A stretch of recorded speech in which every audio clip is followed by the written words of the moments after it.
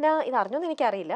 അവര് പറഞ്ഞിരിക്കുന്നത് ഈ കുട്ടി കല്യാണം ഓക്കെ ഈ കല്യാണം കഴിച്ചു എന്ന് അറിഞ്ഞപ്പോ തന്നെ നിങ്ങളുടെ ഡിവോഴ്സിന് ശേഷമാണ് എന്തോ അവരത് കമന്റ് ചെയ്തത്. കല്യാണം കഴിച്ചപ്പോ തന്നെ എനിക്കറിയാമായിരുന്നു ഇത് അധികം നാളും ഈ റിലേഷൻ പോവില്ല. ഇവർ ഉടനെ തന്നെ വേർപിരിയുമെന്ന് എനിക്കറിയാം എന്ന്. അതൊക്കെ അത് മേഘന അറിഞ്ഞായിരുന്നോ? ഞാൻ ആ അറിഞ്ഞിട്ടില്ല. ഓക്കെ. ഒരു വളരെ ഫേമസ് ആയിട്ടുള്ള ഒരു സീരിയൽ അഭിനയിക്കുന്ന ഒരു നടി തന്നെ പറഞ്ഞ ഒരു ഇതാണ്.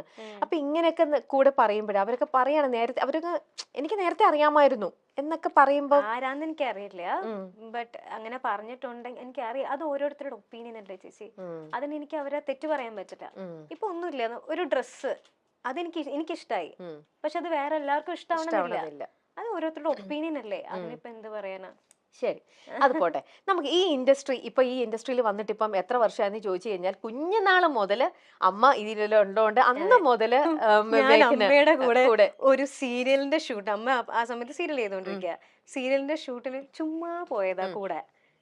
അങ്ങനെ ഉണ്ടായ ഒരു അങ്ങനെ വന്ന ഒരു ഓപ്പർച്യൂണിറ്റിയാണ്, അങ്ങനെ വന്നതാണ് ഒരു പോപ്പിക്കുരയുടെ ആഡ്. ഓക്കെ, ആഡ് അങ്ങനെ ഞാൻ സ്റ്റാർട്ട് ചെയ്ത 5ാമത്തെ വയസ്സിൽ. മേഘനേനെ ഇങ്ങനെ എല്ലാരും സ്നേഹിക്കുന്ന ഇത്രയും ലെവലിലേക്ക് എത്തിച്ച അമൃതയെ കുറിച്ച് പറയാം. അമൃത ഏകദേശം എത്രത്തോളം എപ്പിസോഡുകളാ ചെയ്തത് ചന്ദനമഴ അമൃതയായിട്ട്? ചന്ദനമഴ ഓൾമോസ്റ്റ് 1000 എപ്പിസോഡിന്റെ അകത്ത് ചെയ്തിട്ടുണ്ട്. ഏറ്റവും കൂടുതൽ ചെയ്തതും ആ സീരിയൽ തന്നെയാണോ? ദിവസങ്ങൾ ഷൂട്ട് ചെയ്തതും? സത്യം പറഞ്ഞ ചന്ദനമഴ ചെയ്യുന്നതിന്റെ സമയത്ത് അതിന്റെ തന്നെ തമിഴും ചെയ്തോണ്ടിരിക്കുവായിരുന്നു. അതെ. അപ്പൊ 15 ദിവസം ഞാൻ ട്രിവാൻഡ്രത്ത് മലയാളത്തിൽ ചെയ്യും, അതിന്റെ തന്നെ തമിഴും സെയിം ക്യാരക്ടർ ചെയ്യും. തമിഴില് അതിന്റെ പേര് എങ്ങനെയാ?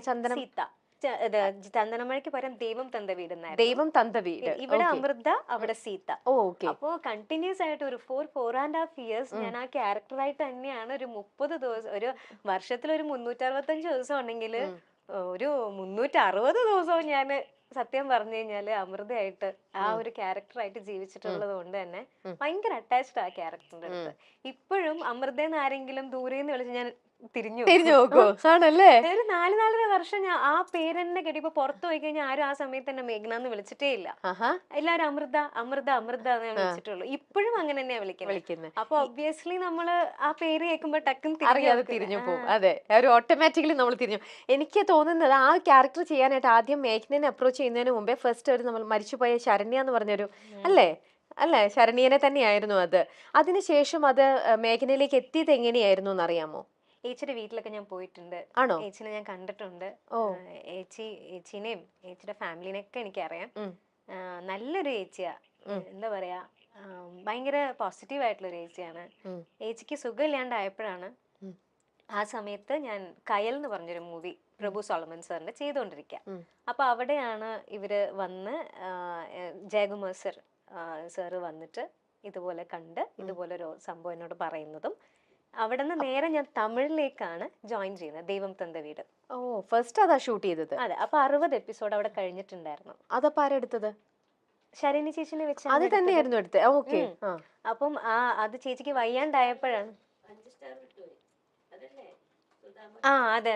അപ്പം ആ സീരിയലില് സുധാചന്ദ്രൻ മാം അവിടെ ഒരു മെയിൻ ക്യാരക്ടർ, ഇവിടെ ഊർമിളാദേവി ചെയ്ത ക്യാരക്ടർ സുധാ മാം ആണ് ചെയ്തോണ്ടിരുന്നത്, സുധാചന്ദ്രൻ മാം.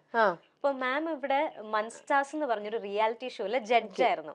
അതായത് നമ്മുടെ മലയാളത്തില് അവിടെ സുധാ മാം ചെയ്തത്, നമ്മുടെ മലയാളത്തിൽ ചെയ്തത് രൂപശ്രീ അല്ലേ? അപ്പൊ മദറിലോടെ ക്യാരക്ടർ രൂപശ്രീ.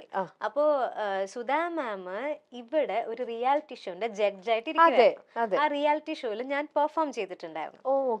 അപ്പോ സുധാ മാമിനെ എന്നെ കണ്ടപ്പോഴത്തേനും റിസംബ്ലൻസ് തോന്നി ശരണ്യ ചേച്ചിയുടെ. ഓക്കെ, അപ്പൊ അത് മാറ്റുവാണെങ്കിൽ ചേച്ചിക്ക് വേറെ ഓപ്ഷൻ ഇല്ലല്ലോ, ചേച്ചിക്ക് വയ്യാത്തത് കൊണ്ട്. അപ്പൊ അങ്ങനെ പകരം ഈ കുട്ടി ഉണ്ട് എന്ന് സുധാമാമാണ് ജയകുമാർ സാറിനോട് പറഞ്ഞത്. അങ്ങനെ ജയകുമാർ സാർ എന്നെ ഫിലിം ലൊക്കേഷനിൽ വന്ന് കാണായിരുന്നു. അപ്പൊ ഈ ശരണ്യായിട്ടുള്ള പരിചയം നേരത്തെ ഉണ്ടായിരുന്നോ അതോ ഇല്ല? ഇതുമായിട്ട് സംബന്ധിച്ച് എന്നിട്ടാണ് പരിചയപ്പെടുന്നത് അല്ലേ? ഞാൻ ഫസ്റ്റ് ചേച്ചിനെ കാണുന്ന ഇതിന്റെ പ്രൊമോയിലാണ്. ഈ സീതയ്ക്ക് പകരം ഈ സീതയാണ്, നിങ്ങൾ സപ്പോർട്ട് കൊടുക്കണമെന്ന് ഞങ്ങളൊരു പ്രൊമോ എടുത്തിട്ടുണ്ടായിരുന്നു. അപ്പോഴാണ് ചേച്ചിനെ ഫസ്റ്റ് ആയിട്ട് കാണുന്നത്. ഓക്കെ. അപ്പൊ അത് കഴിഞ്ഞിട്ട് ശരണ്യയുടെ ഏകദേശം ആ ഒരു വയ്യാണ്ട് കടന്ന ലാസ്റ്റ് സ്റ്റേജിലൊക്കെ കൂടെ ഉണ്ടായിരുന്നു. ആ സമയത്തൊക്കെ പോയി കണ്ടിരുന്നോ? ആ സമയത്തല്ല ഞാൻ കണ്ടിരുന്നത്, അതിന് കുറച്ച് മുൻപാണ് ഏച്ചിനെ പോയി കണ്ടത്, സംസാരിച്ചതൊക്കെ. ഏച്ചി ഒരുപാട് വയ്യാണ്ടായിട്ട് പിന്നെ ഞാൻ കാണാൻ പോയിട്ടില്ല. മനസ്സ് വളരെയധികം വിഷമിപ്പിക്കുന്ന ഒരു ഇതായിരുന്നല്ലോ അതെല്ലാം. നമുക്ക് ഭയങ്കര എല്ലാവർക്കും വിഷമായിരുന്നു. ശരിക്കും നമുക്കതും ഞങ്ങൾ എനിക്കൊന്നും ഒന്നിച്ചൊരു റിയാലിറ്റി ഷോയും ചെയ്തിട്ടുണ്ട്. ഞാനും ശരണ്യേച്ചിയും കൂടെ ഒന്നിച്ചിട്ട് ഓ ഒരു റിയാലിറ്റി ഷോയും ചെയ്തിട്ടുണ്ട് അപ്പം അതിനുശേഷം. അതേത് അപ്പൊ ഏത് വളരെ എന്ത് റിയാലിറ്റി ഷോ? ഇവിടെ മലയാളത്തിലൊരു ജോഡി എന്ന് പറഞ്ഞിട്ടൊരു റിയാലിറ്റി ഷോ. ഓ ഓക്കെ. അപ്പൊ ഞങ്ങള് എന്താ പറയാ, രാവിലെ ആയിരിക്കും ഷൂട്ട്, നൈറ്റ് ഒക്കെ ആകുമ്പോഴത്തേനും ഞങ്ങള് എല്ലാരും കൂടെ പുറത്തൊക്കെ പോയിട്ട് അങ്ങനെയൊക്കെ ആയിരുന്നു. ഓ അപ്പൊ നിങ്ങൾ തമ്മിൽ വളരെ അറ്റാച്ച്ഡ് ആയിരുന്നു. അപ്പം അറ്റാച്ച്ഡ് ആ ആയിരുന്നു. ഒരു ഇതെന്ന് പറഞ്ഞാൽ വളരെ പെയിൻ ആയിരുന്നിരിക്കും അല്ലേ? ശരിക്കും ഈ എന്താ പറയാ, നമ്മള് ഞങ്ങളൊക്കെ പുറമേ നിന്നുള്ള ആൾക്കാരാണ്, എന്നിട്ട് പോലും നമുക്ക് പരിചയമുള്ള ഒരു സെലിബ്രിറ്റിക്ക് ഇങ്ങനെ, സെലിബ്രിറ്റി ഒക്കെ പോട്ടെ, ഒരു വ്യക്തിക്ക് പിന്നീട് ഇങ്ങനെ സംഭവിക്കാന്ന് അറിഞ്ഞപ്പോഴത്തെ ആ ഫോട്ടോസും ഇതും ഒക്കെ കണ്ടപ്പോൾ നമുക്ക് എല്ലാവർക്കും എത്രത്തോളം പെയിൻ വന്നു. അത് കണ്ടപ്പോൾ എന്തൊരു വിഷമായി. അപ്പൊ ഇതുപോലെ ഇത്ര സമയം നിങ്ങൾ ഒരുമിച്ച് സ്പെൻഡ് ചെയ്തു, കളിച്ച് ചിരിച്ചു തമാശ പറഞ്ഞതെന്ന് പറയുമ്പം ആ ഒരു പെയിൻ മേഘനയ്ക്കൊക്കെ എന്ത് ഡെപ്തിൽ വന്നിട്ടുണ്ടാവണം. ശരിക്കും ഭയങ്കര ഭയങ്കര വിഷമം, എല്ലാരെയും പോലെ ഭയങ്കര വിഷമം. പിന്നെ ചില കാര്യത്തിൽ നമുക്ക് കൺട്രോൾ ഇല്ലല്ലോ, നമ്മുടെ കയ്യിൽ ഒന്നുമില്ല. അതെ ശരിക്കും അല്ലേ, നമുക്കൊന്നും നമ്മുടെ കാര്യങ്ങളൊന്നും ഒന്നും നമ്മുടെ കയ്യിലില്ല. ഇല്ല. ജസ്റ്റ് നമ്മള് ചുമ്മാ ജസ്റ്റ് ആ ഒരു ഫ്ലോവിന്റെ കൂടെ അങ്ങ് ഒഴുകി പോവാന്നല്ലാതെ നമ്മുടെ കയ്യിൽ ഒന്നുമില്ലല്ലോ ചേച്ചി. മേഘന ആ ഒരു ലാസ്റ്റ് കുറച്ച് എപ്പിസോഡുകളിൽ നിന്ന് മാറിയത് എന്തിനായിരുന്നു? എന്താ അവിടെ സംഭവിച്ചേ? ഞാനത് മുൻപും പറഞ്ഞിട്ടുള്ളതായിരുന്നു, ക്ലാരിഫൈ ചെയ്തിട്ടുള്ളതാണ്, ഒന്നും കൂടെ പറയാം.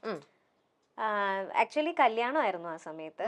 അപ്പൊ ആ സമയത്ത് എല്ലാവരെയും പോലെ, എല്ലാ പെൺകുട്ടികളും പോലെ അല്ലേ ചേച്ചി നമുക്ക് കല്യാണം, മാരേജ് ലൈഫ്, അല്ലെങ്കിൽ നമ്മുടെ ഫാമിലി എന്ന് പറയുമ്പോൾ, പ്രത്യേകിച്ച് എന്നെ പോലെ എന്ന് പറഞ്ഞാൽ ഞാൻ പറഞ്ഞല്ലോ സിംഗിൾ പാരന്റ് ആണ്. അപ്പൊ നമുക്ക് ഒരു ഫാമിലിയിലേക്ക് പോവാ, ആ ഒരു ലൈഫ് എന്നുള്ളത് ഭയങ്കര ഒരു സ്വപ്നമാണ് സത്യം പറഞ്ഞാല്. അപ്പം അങ്ങനെ ഒരു ലൈഫിലേക്ക് പോകുമ്പോ ഇത് വലിയ കാര്യമായിട്ട് തോന്നിയില്ല ആ ഒരു പ്രായത്തില്. അപ്പോൾ എനിക്ക് ലീവിന്റെ കാര്യത്തിൽ പറഞ്ഞു, എനിക്ക് ഞാൻ കുറച്ച് ദിവസം കൂടുതൽ ചോദിച്ചിട്ടുണ്ടായിരുന്നു. അപ്പോൾ എന്താന്ന് വെച്ചാൽ ഞാൻ സാറിനെ സത്യമായിട്ടും കുറ്റം പറയാലോ, എനിക്ക് സാർ ഗോഡ് ഫാദർ ആണ് സത്യം പറഞ്ഞ. ഞാൻ ഇങ്ങനെ ഒരു മേഘ്ന ഉണ്ട് ഇത്രയും പേര് അറിഞ്ഞതും എല്ലാം അമൃതയിലൂടെയാണ്. അങ്ങനെ ഒരു ഓപ്പർച്യൂണിറ്റി തന്നത് എനിക്ക് ജയകുമാർ സാറാണ്. പിന്നെ സാർ തന്നെയാണ് എന്റെ കല്യാണത്തിന് വന്ന് ഗിഫ്റ്റ് ഒക്കെ തന്നതും എല്ലാം, ഒരു ബ്ലെസ്സിങ്സ് തന്നതും ഒക്കെ സാർ ആ രീതിയിലൊക്കെ എന്നെ ഭയങ്കരമായിട്ട് ഹെൽപ്പ് ചെയ്തിട്ടുണ്ട്. പിന്നെ സാറ് എൻ്റെ ഇങ്ങനൊരു ഡിസിഷനിൽ ഫാമിലിന്ന് വന്നപ്പോൾ സാർ ഒരിക്കലും എൻ്റെ അടുത്ത് മറിച്ചൊരു വാക്ക് പോലും പറഞ്ഞിട്ടും ഇല്ല.